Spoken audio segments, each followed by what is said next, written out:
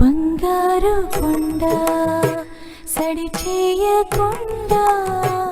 ఎదలోని వెన్న దోచనే ఈ చోటులాగే దోబుచులాడి సడి చేయకుండా కాచేనే ఎదలా